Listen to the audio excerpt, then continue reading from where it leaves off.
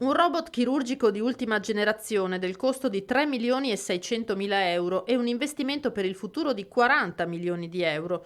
Numeri che dicono quanto la regione stia puntando sull'ospedale San Giacomo di Castelfranco, sede IOV, dove è stato inaugurato il nuovo robot Da Vinci. Ulteriori nuove tecnologie che vengono ovviamente portate in un ospedale che per noi è un punto di riferimento anche per i nostri investimenti, che è Castelfranco. Lo stesso presidente ha sperimentato il macchinario che consente di intervenire su addome e torace in più punti contemporaneamente e con il quale nel solo 2021 si conta di eseguire circa 300 interventi. L'uomo attraverso il sistema robotico riesce da una console dove comanda qualsiasi operazione a dirigere e ad effettuare in prima persona l'intervento chirurgico, andando in spazi estremamente limitati, esigui. Le braccia robotiche sono in grado di ruotare oltre 360 gradi e quindi effettua qualsiasi movimento della mano umana.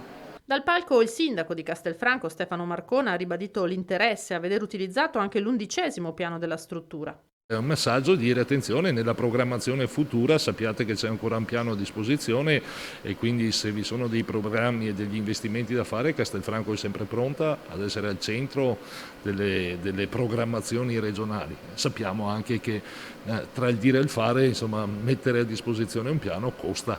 A Castelfranco è già destinato un investimento dunque di 40 milioni, la metà dei quali dedicata ai bunker di radioterapia. Tempi precisissimi non li abbiamo. Sulla radioterapia però le pratiche ormai sono veramente in stato avanzatissimo, siamo in collegamento con la sovrintendenza per definire quelli che sono i loro pareri obbligatori, visto la sede dove la radioterapia di Castelfranco dovrebbe crescere e anche i ritrovamenti che ci sono stati. Spero velocemente di poter mettere la prima pietra.